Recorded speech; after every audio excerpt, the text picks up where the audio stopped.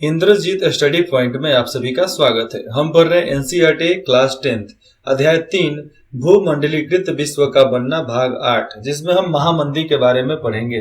देखिए, हम ये सब बताने में विश्वास नहीं करते कि हमारा ये करो वो करो ये नहीं करो, इससे कुछ नहीं।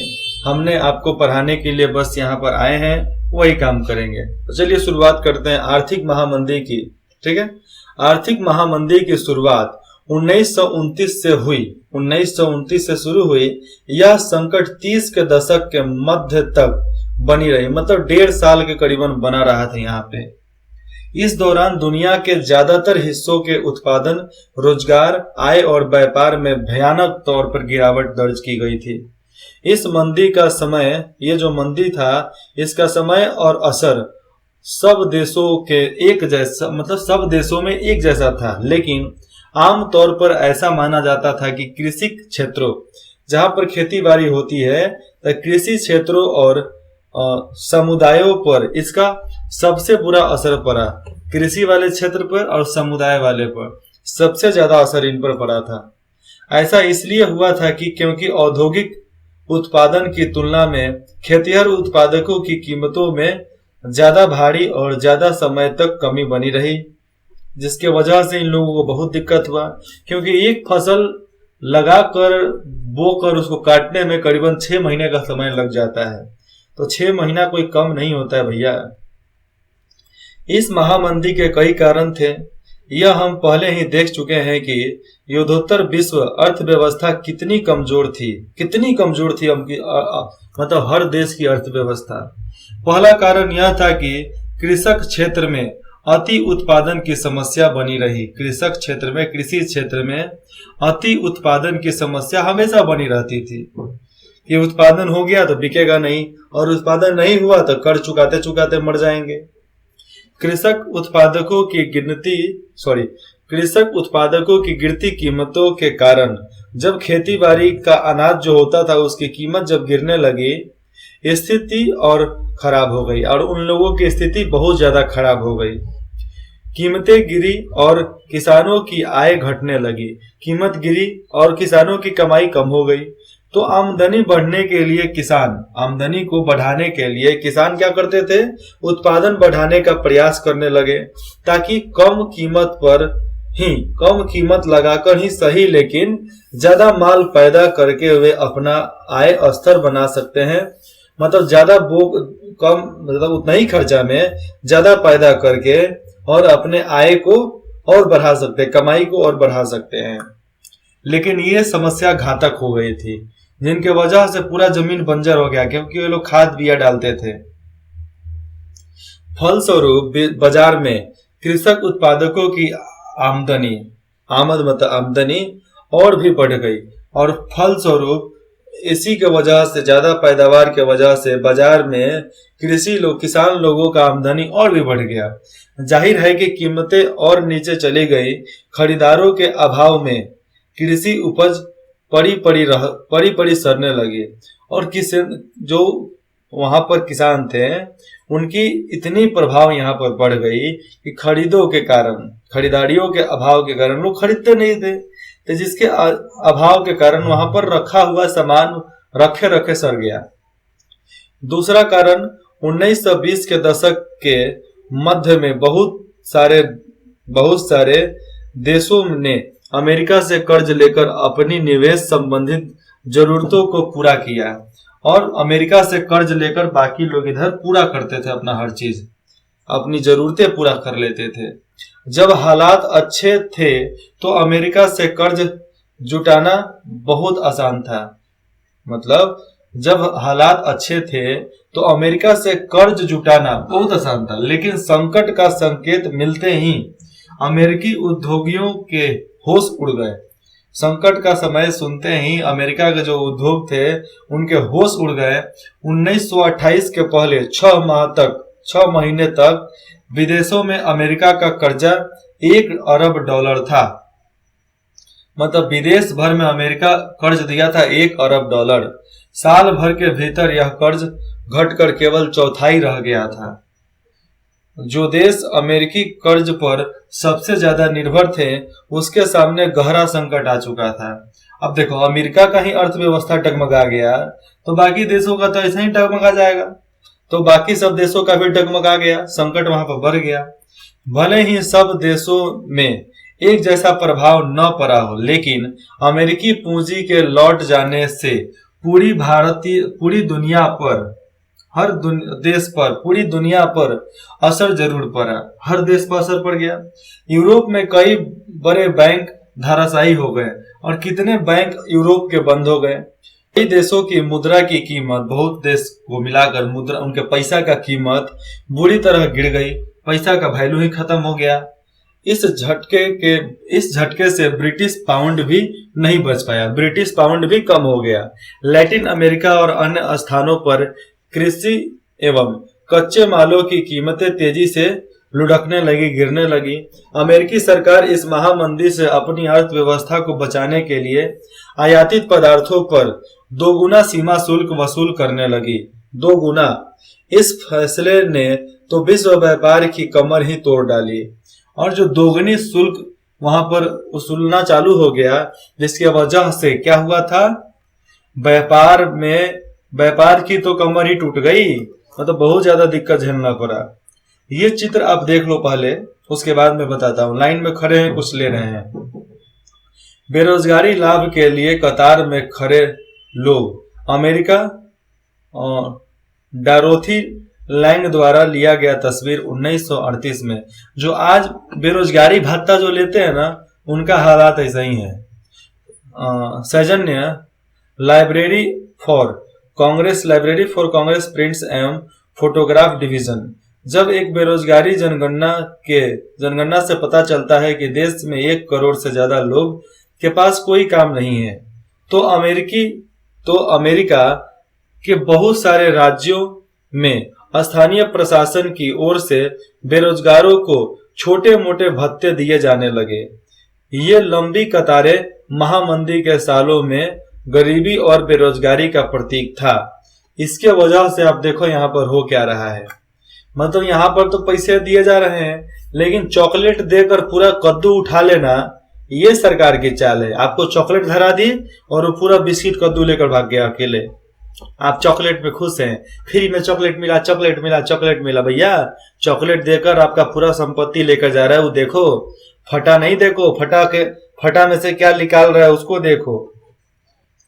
औद्योगिक देशों में भी मंदी का सबसे बुरा असर अमेरिका को ही झेलना पड़ा और सबसे ज्यादा बुरा असर अमेरिका झेला था। कीमतों में कमी और मंदी की आकांक्षा को देखते हुए अमेरिकी बैंकों ने घरेलू कर्जे देने बंद कर दिए। घरेलू कर्जा जो होता था बंद हो गया। जो कर्जे दिए जा चुके थे उनकी वसूली तेजी से की गई, तो जिसके लिए बहुत दिक्कत हुआ। किसान उपज नहीं बेच पा रहे थे, परिवार तबाह हो गया था, कारोबार ठप हो गई। आमदनी में गिरावट आने पर अमेरिका के बहुत सारे परिवार कर्जे चुकाने में नाकामयाब हो चुके थे, कर्जा नहीं चुका पाते थे, जिसके चलते उनके मकान, कार और सारी जरूरी चीजें कुर्क कर लिया गया। मतलब उनसे छीन लिया गया, कब्जा में ले लिया गया बैंक के द्वारा। 20 के दशक में जो उपभोक्तावादी जो मतलब इस्तेमाल करने वाले, वह संपन्नता दिखाई दे रही थी, उनके बीच में संपन्नता थी, वह धूल के गुबार की तरह रातों रात काफूर हो गए। मतलब जिस तरह मतलब फुलौने में धूल भर दो और उसको फोड़ डालो, किस तरह धूल गायब हो जाता है, वैसे ही रातें रात जितने भी संपन्न लोग थे रातों रात गायब हो गए वहां से। बेरोजगारी बढ़ी तो लोग काम की तलाश में दूर दूर तक जाने लगे। आखिरकार अमेरिकी बैंकिंग अर्थव्यवस्था, जो वहां की बैंकिंग व्यवस्था थी, वो धराशायी हो गई थी पूरी। निवेश से अपेक्षित लाभ न पा सकने, निवेश से लाभ नहीं मिलता था, कर्जे वसूल न कर पाने से कर्जा वसूल भी नहीं कर पाते थे, जमाकर्ताओं की जमा पूंजी न लौटा पाने के कारण हजारों बैंक दिवालिया हो गए और जिसके पास जमा किए थे वो पैसा नहीं लौटा रहा है, कर्जा दिए थे वो पैसा नहीं लौटा रहा है, जिसके वजह से हजारों बैंक दिवालिया हो गए, बर्बाद हो गए, बंद कर दिए गए। इस परिघटना से जुड़े आंकड़े सख्ते में डाल देने वाले हैं। और ये जो परिघटना से जुड़ा आंकड़ा है वो एक तरह से सदमा में डाल देगा आपको। सुनो आप कैसे। 1933 तक 4000 से ज्यादा बैंक बंद हो चुके थे। कितना? 4000 से ज्यादा बैंक बंद हो गए।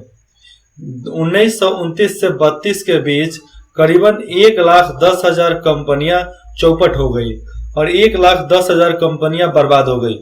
कितना में? 2 साल और 3 साल में 1,10,000 कंपनियां बर्बाद हो गई विश्व की। यद्यपि 1935 तक ज्यादातर औद्योगिक देश, जितने भी औद्योगिक देश, बिजनेस वाले देश थे, उनमें आर्थिक संकट से उभरने के संकेत दिखाई देने लगे थे और 1935 तक वो लोग उभरना चालू कर दिए थे। लेकिन समाजों, अंतर्राष्ट्रीय संबंधों और राजनीतिक तथा लोगों के दिलो दिमाग पर उसकी जो छवि पड़ी वह जल्दी मिटने वाला नहीं था। अब जो भी संकट पैदा हुआ था, उस संकट के वजह से समाज के ऊपर जो छवि पड़ा वो जल्दी खत्म नहीं होने वाला था। अंतर्राष्ट्रीय संबंधों मतलब बाहरी सारे देशों के बीच में जो संबंध था वह भी खराब हुआ, जल्दी वो ठीक नहीं होने वाला था। लेकिन ग्लोबल समिट होने के वजह से सब पर हस्ताक्षर किए गए और शांति बहाल कर दी गई। आज परमाणु बम एक जगह से दूसरे जगह, दूसरे देश पर नहीं फोड़ा जा सकता है। फोड़ोगे तो बाकी सब आपको फोड़ देंगे। राजनीतिक तथा लोगों के दिलो दिमाग पर, राजनीति में भी और लोगों के दिलो दिमाग पर भी असर जो छपा था वो जल्दी मिटने वाला नहीं था और नहीं भी मिटा। आज भी जापान के हिरोशिमा और नागासाकी पर जो परमाणु बम गिरे थे उसकी यादें आज भी खत्म नहीं हुई है। आपको बता दूं मैं कि आज भी लोग याद करते हैं कि जापान में जो 2 बम परमाणु गिराया गया था और उससे 100 गुना ज्यादा खतरनाक आज का परमाणु बम है। मतलब एक परमाणु बम को जापान में फोड़ दिया जाए ना अब तो पूरा जापान साफ हो जाएगा। इतना भयंकर भयंकर बम आ गया है अपने पास। भारत और महामंदी। भारत में महामंदी कैसे हुआ जी, इसके बारे में जानते हैं। यदि हम इस बात पर ध्यान दें कि महामंदी से भारत पर क्या असर पड़ता है तो इस बात को अच्छी तरह समझ सकते हैं कि कैसे पड़ा था भारत पे असर। कि 20वीं सदी की शुरुआत तक वैश्विक अर्थव्यवस्था कितनी एकीकृत हो चुकी थी। मतलब 20वीं सदी आते आते हमारी वैश्विक अर्थव्यवस्था कितना आगे बढ़ चुका था। दुनिया के एक हिस्से में पैदा होने वाले संकट के कपकपाहट बाकी हिस्सों तक भी पहुंच जाती थी। अगर दुनिया के एक हिस्से में कुछ भी गड़बड़ हुआ तो उसकी कपकपाहट, धड़कन, भड़कन, जैसे में भूकंप जैसा तरंग होता है ना, वाइब्रेशन, हर देश में पहुंच जाता है। जैसे एक देश दिवालिया हुआ तो हर देश पर असर पड़ेगा और उससे दुनिया भर में लोगों की जिंदगी, अर्थव्यवस्थाएं और समाज प्रभावित हो उठते थे।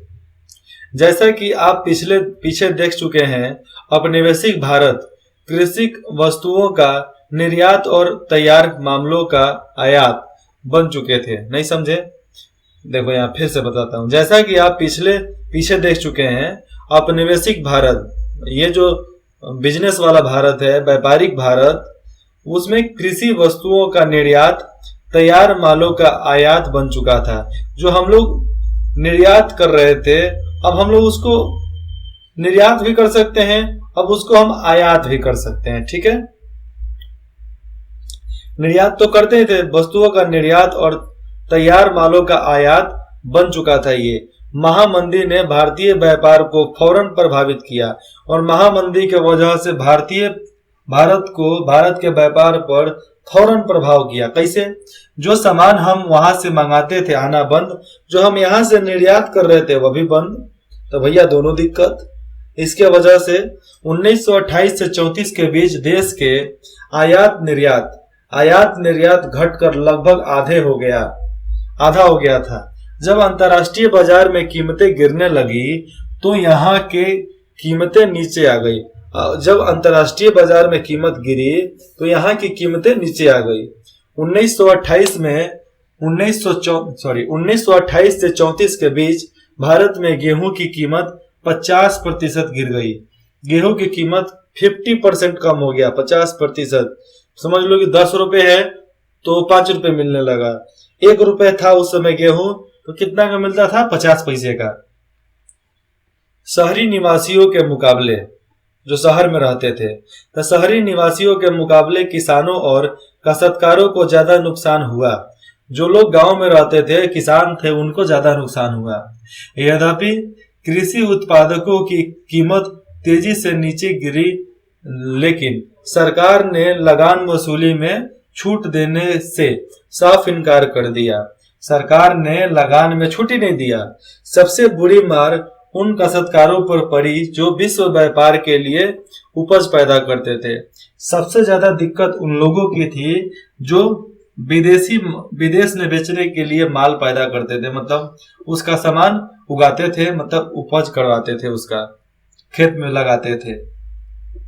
बंगाल के जूट और पटसन, ये सब खाने वाला चीज है, जैसे आज गेहूं और मक्का और धान है। तो जूट और पटसन उत्पादकों को ही देखिए, वे कच्चा पटसन पक्का तो खाते हैं, वह कच्चा पटसन उगाते थे, जिसे कारखानों में टाट की बोरियां मतलब सूती जैसा धागे का बोरियां बनाई जाती थी। जब टाट का निर्यात बंद हो गया तो कच्चे पटसन की कीमतों में 60% से भी ज्यादा गिरावट आ गई। जिन काश्तकारों ने दिन फिरने की उम्मीद में यह बेहतर आमदनी के लिए उपज बढ़ाने के वास्ते कर्ज ले लिए थे, उनकी हालात भी उपज का सही मोल मिलने के कारण खराब थी। अब देखो, कुछ लोग जो कर्जा लेकर ये पटसन बोए थे, जूट और पटसन, उन लोग तो जानते थे कि बेच देंगे, हमारा काम निकल जाएगा, लेकिन 60% गिर गई जब कीमत उसकी। तो 60% कीमत उसकी गिर गई तो कितना मिला? 40%। तो 40% में अपना पेट भरेंगे, अपने मजदूरों का पेट भरेंगे, कि किसान का पेट, मतलब सरकार का पेट भरेंगे? तो कुछ इनके पास कुछ नहीं बचा, बर्बाद हो गए, दिवालिया हो गए, कर्ज भी नहीं दे पाए। वे दिनों दिन और कर्ज में डूबते जा रहे थे, सब पे कर्ज लदते जा रहा था। इसी विपत्ति को ध्यान में रखते हुए, यहाँ पर जो मंदी चल रहा था उसको ध्यान में रखते हुए, बंगाल के एक कवि ने कुछ लिखा है, पढ़ते हैं। चलो भाई चलो भाइयों चलो, नगद की उम्मीद में, मतलब नगद जहां पे मिले वहां पे, और ज्यादा पटसन तुम लगाओ, लागत और कर्ज में पीसकर नाउमीद पाओ, मतलब लागत और कर्ज में डूबकर पीसकर कुछ उम्मीदें आपको नहीं मिलेगी। सारी पूंजी लगा फंसाकर फसल खड़ी कर जाओ, सारी पूंजी लगाकर उसमें फसल को लगाओ। घर पर बैठे बनिए दंगे 5 रुपए मन भावे, और घर पे बैठे जो बनिए वो 5 रुपए में वो खरीद कर हमको टरका देते हैं, भगा देते हैं। पूरे देश में काश्तकार पहले से भी ज्यादा कर्ज में डूब गए। काश्तकार जो थे कर्ज में डूब गए। खर्चे पूरे करने के चक्कर में उनकी बचत खत्म हो गई। खर्चा पूरा करते करते उनकी बचत खत्म। जमीन सुदकरों के पास गिरवी पड़ी थी। घर में जो भी गहने जेवर थे बिक चुके थे। मंदी के इन्हीं सालों में भारत कीमती धातुओं, खास तौर से सोने का निर्यात करने लगा। फिर सोना हम लोग निर्यात करने लगे। प्रसिद्ध अर्थशास्त्री किन्स का मानना है कि भारतीय सोने के निर्यात से भी वैश्विक अर्थव्यवस्था को पुनः जीवित करने में काफी मदद मिली। जो हम निर्यात कर रहे थे, यहाँ से भेज रहे थे दूसरे देश में, उसके वजह से हमें फिर से जीने का एक सहारा मिला। इस निर्यात ने ब्रिटेन की आर्थिक दशा सुधारने में तो निश्चित ही मदद दी, लेकिन भारतीय किसान को कोई लाभ नहीं हुआ। सोना तो बेचते थे, लेकिन ब्रिटेन को लाभ हुआ, लेकिन हिंदुस्तान को नहीं हुआ। 1931 में मंदी अपने चरम पर थी। मंदी बहुत ज्यादा थी और ग्रामीण भारत असंतोष और उथल पुथल के दौर से गुजर रही थी। उसी समय, यहाँ पर देखो गलती लिखा है, यहाँ पर समय होगा तो समझ से लिखा है, थोड़ा हमारा गलती होता है एनसीईआरटी में भी। उसी समय महात्मा गांधी ने सविनय अवज्ञा आंदोलन, सिविल नाफरमानी आंदोलन शुरू किया था 1931 में। मतलब सरकारी पद को छोड़ो क्योंकि हमें अपनी देश की आजादी चाहिए। इसलिए यह महामंदी शहरी भारत के लिए इतनी दुखदाई नहीं रही। शहर में सब ठीक था, कीमतें गिरते जाने के बावजूद कीमत गिरने लगा। उसके बाद भी शहरों में रहने वाले ऐसे लोगों की हालात ठीक रहती थी। जो शहर में रहते थे उनका हालात ठीक था, जिनकी आय निश्चित थी कि हम इतना रुपया कमाएंगे तो कमाएंगे। जो 10 रुपया कमाते थे उनका ठीक था, लेकिन जो नहीं कमाते थे उनके लिए गड़बड़ था। जैसे शहर में रहने वाले जमींदार, उन्हें अपनी जमीन पर बधाए भाड़ा मिल जाता था। मतलब अपनी जमीन पर उनको बधाया भाड़ा मिलता था कि भैया तुम हमारे जमीन पे हो तो इतना रुपया दोगे। यह मध्यवर्गीय वेतनभोगी कर्मचारी, ये जो मिडिल क्लास वेतनभोगी कर्मचारी हैं, जिनको बोलते हैं मिडिल क्लास, राष्ट्रीय खेमे के दबाव में, राष्ट्रीय खेमा क्या होता है, सरकार के दबाव में उद्योगों की रक्षा के लिए सीमा शुल्क बढ़ा दिए गए।